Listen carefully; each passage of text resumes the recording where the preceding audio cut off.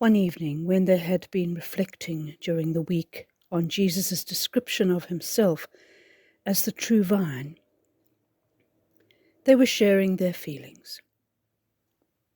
One lady who worked 12 hours a day, 6 days a week, in a backstreet greengrocer's shop, admitted shyly that she simply had found no time at all for quiet prayer. Even her brief lunch breaks were always in the presence of her colleagues. Contemplation in any accepted sense was clearly an impossibility in the reality of her daily life. Her short and busy evenings were organized around the needs of her young family. Where was prayer supposed to fit in?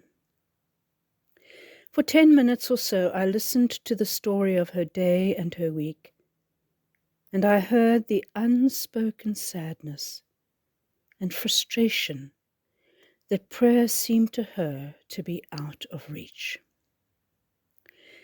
Then she hesitated for a moment, and her eyes began to shine. And a little sheepishly perhaps, she told me about her meeting with the grapes. She described the grapes lying in the crate on a shelf in the shop and hanging from the hooks on the wall. Suddenly, she said, I remembered Jesus' words. I kept looking at the grapes. They were so inviting, so juicy, and so different. No two grapes were the same. And I thought, we're like that. Each of us is a different grape on God's vine, and each of us has our own special flavor. She went on to tell me how, once the thought had occurred to her, she went through the week with frequent glances at the grapes to relive the moment when she had noticed God in them. That moment of insight, that moment was prayer. God's greeting to her in the greengrocer shop, and her continued returning to the graced moment was prayer too. Her response to God's greeting was also prayer.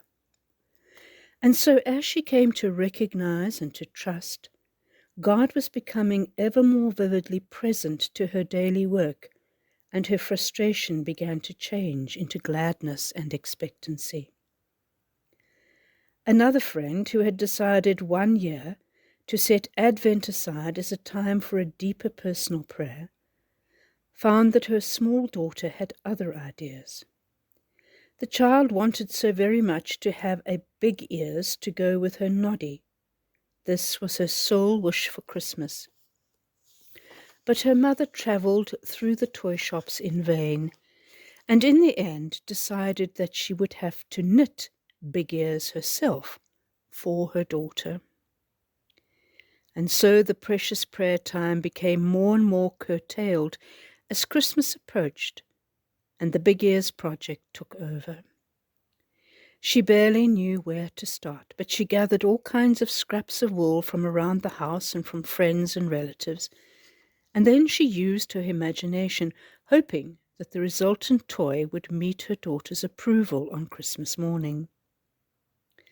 Prayer, too, became a daily search for meaning in an overloaded schedule in the service of her family and the hope that God would accept the results.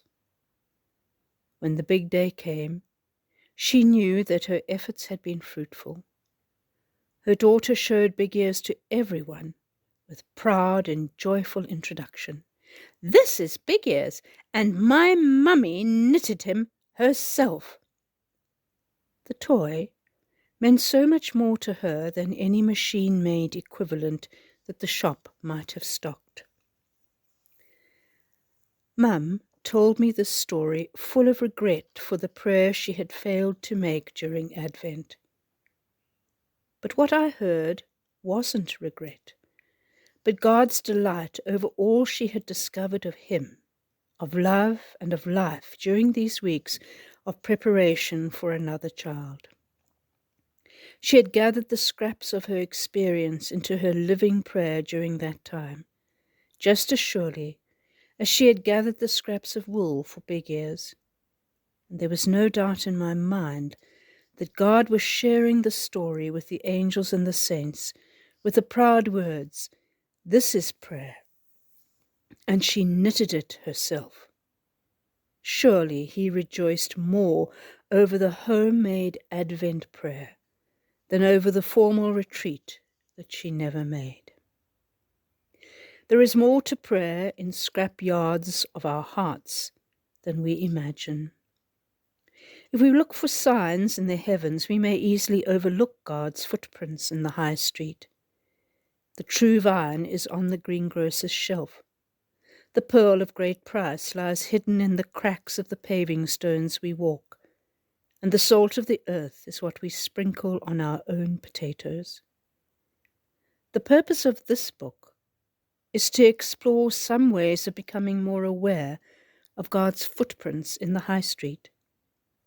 It is an invitation to the feast of rainbows that swings into motion when God touches your heart with the desire for prayer.